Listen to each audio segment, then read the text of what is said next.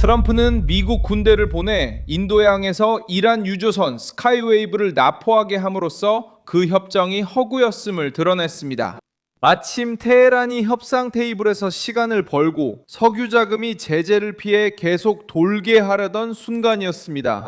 2026년 5월 20일 수요일 선박 납포는 트럼프가 공허한 말은 받아들이지 않는다는 것을 보여줍니다. 이란 정권은 제재를 받은 선박, 숨겨진 항로, 그리고 비밀 거래를 이용해 혁명 수비대를 지원하고 있습니다. 이란과 연관된 선박은 말라카 해협을 지나 말레이시아 서쪽을 따라 이동했으며 100만 배럴이 넘는 원유를 싣고 있었습니다. 이 정도의 화물은 워싱턴과의 긴장이 고조된 상황에서 테헤란의 금융 시스템을 충분히 지원할 수 있습니다.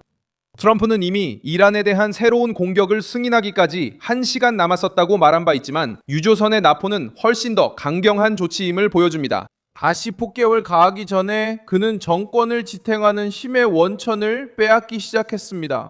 이제 이란의 모든 선박이 위험 요소가 되고 모든 배럴이 추적될 수 있으며 테헤란이 계속해서 그림자 속에서 군사 구조를 자금 지원하려 한다면 모든 협상 약속의 가치도 떨어집니다. 더 큰 패배를 피하기 위해 테헤란이 아직 내줄 수 있는 것은 무엇일까요? 이 모든 내용은 곧 알려드리겠지만 지금 채널을 구독하시면 실시간 정보와 최고 수준의 저널리즘 그리고 밀손 알베스 기준의 신뢰도 높은 정확한 소식을 계속 받으실 수 있습니다. 스카이웨이브 유조선은 말라카 해협을 지나 말레이시아 서쪽을 항해한 후 인도양에서 요격당했습니다.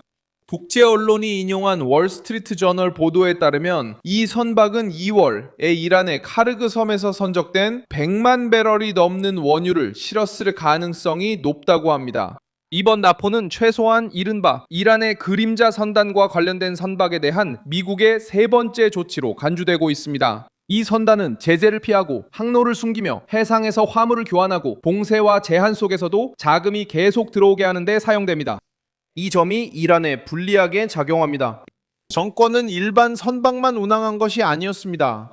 정권은 제재된 석유와 연관된 선박들과 추적을 어렵게 만드는 복잡한 항로를 이용해 음지에서 운영되는 수출 네트워크를 계속 유지하려고 했습니다. 트럼프가 이런 선박을 압류하라고 명령할 때 단순히 상징적인 제스처를 취하는 것은 아닙니다. 그는 물류, 이익, 중개인들, 그리고 여전히 테헤란과 거래하려는 사람들의 신뢰까지 타격을 주고 있는 것입니다. 오직 합의라는 단어만 보는 사람은 가장 중요한 것을 보지 못하는 것입니다. 트럼프는 이란이 계속해서 해상을 통해 재정적 숨통을 틔운다면 어떤 서명된 문서도 가치가 없을 것이라고 말하고 있습니다. 이 작전은 또한 위기의 가장 민감한 시기에 이루어졌습니다. 트럼프는 백악관에서 자신이 이란에 대한 새로운 군사 행동을 단행하기까지 1시간 남짓 남았었지만 결정을 미뤘다고 말했습니다.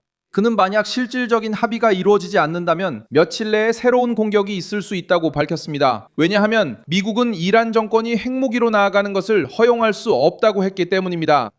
로이터 통신은 트럼프가 짧은 시한을 언급했다고 보도했습니다. 그는 금요일, 토요일, 일요일 또는 다음 주 초를 새로운 긴장 고조의 가능성 있는 시기로 언급했습니다. 스카이웨이브의 납포는 협상의 무게를 바꿉니다. 이전에는 테헤란이 마치 동등하게 협상할 수 있는 위치에 있는 것처럼 협상에 관심이 있는 당사자인 척 하려 했습니다. 압류 이후에는 상황이 달라집니다. 이란 정권은 자국 함대가 표적이 되어 쫓기고 있다는 사실을 알고 협상 테이블에 앉게 됩니다. 자국 선박이 다른 곳으로 돌려질 수도 있다는 것을 알게 된 것이죠. 이란의 수익이 압류될 수 있고 구매자들도 실제 위험을 떠안게 된다는 뜻입니다. 트럼프는 마이크 앞에서 단순히 위험만 하는 것이 아닙니다. 그는 바다에서, 무역에서, 그리고 이란이 제재를 피하도록 돕는 사람들의 주머니에 실제로 비용을 발생시키고 있습니다. 부통령 제이디 벤스는 협상이 계속되고 있다고 강조했지만 미국 정부대에서는 아무도 미리 합의를 축하하지 않고 있음을 분명히 했습니다. 그는 서명이 이루어지고 미국의 안보 목표가 충족될 때만 확실성이 있을 것이라고 밝혔습니다. 이 발언은 이란의 외교적 승리라는 내러티브를 차단하기 때문에 중요합니다. 백악관은 대화를 열어두고 있지만 항복하기 전에는 보상을 주지 않습니다. 정권은 완화, 여유, 그리고 시간을 원합니다. 트럼프는 검증 가능한 결과, 최대한의 압박, 그리고 테헤란에 자금을 공급하는 금융 경로의 차단을 원합니다. 미국 중앙사령부도 이 상황에서 압박의 실행부서로 등장합니다. 이 사건과 관련된 보도에 따르면 미군은 이란 항구로 들어오고 나가는 상업적 흐름을 차단하는 봉쇄를 계속 시행하고 있으며 89척의 상선이 우회되었습니다. 중앙사령부 공식 사이트에는 오만만, 아라비아해, 그리고 미국이 책임지는 지역에서 최근 해군 작전들이 연이어 진행된 모습이 나와 있습니다. 여기에는 선박 검문, 선박 봉쇄, 그리고 이란에 부과된 제재를 위반한 것으로 의심되는 선박에 대한 단속 작전이 포함되어 있습니다. 그들이 하고 있던 일은 단순하면서도 심각했습니다. 바로 워싱턴이 이란 정권의 작전 자금 조달 능력을 차단하려는 시점에 이란과 연관된 석유를 운반하고 있었던 것입니다. 미국이 이런 조치를 취한 이유는 이 화물이 제재가 아무 의미 없는 것처럼 계속 유통되는 것을 막기 위해서였습니다. 압수 장소 역시 중요합니다. 이란 항구 내 사건이 아니었습니다. 인도양에서 일어난 일로 이 항로는 걸프만의 직접적인 감시를 피하려는 선박들이 이용하는 곳이며 화물과 서류의 이전이 더 불투명하게 이루어지는 지역입니다. 이것은 트럼프의 압박이 단순한 발언에서 벗어나 이란 선단의 글로벌 항로에 실제로 영향을 미치고 있음을 보여줍니다. 즉각적인 결과로 이 합의는 테헤란에게 더 가혹해집니다. 이제 이란은 압박 속에서 협상을 받아들일지 아니면 이미 군사적, 경제적으로 두 가지 방식으로 공격할 의지를 보인 백악관에 맞설지 결정해야 합니다. 군사적 측면은 트럼프의 추가 공격에 대한 발언에서 드러나고 경제적 측면은 선박 압류와 해상 봉쇄에서 나타납니다. 이러한 조합이 이란이 협상을 하면서도 한편으로는 이익을 챙기겠다는 환상을 무너뜨립니다. 미국 재무부도 최근 몇 주 동안 이란 석유와 연관된 네트워크에 대한 공세를 강화했습니다. 4월에는 해외자산통제국이 제재 목록을 업데이트하고 이란의 석유 거래와 그림자 선단을 지원하는 글로벌 네트워크에 새로운 조치를 연계했습니다. 이런 점이 스카이웨이브가 표적이 된 이유를 이해하는 데 도움이 됩니다. 이번 납포는 단독 사건이 아닙니다.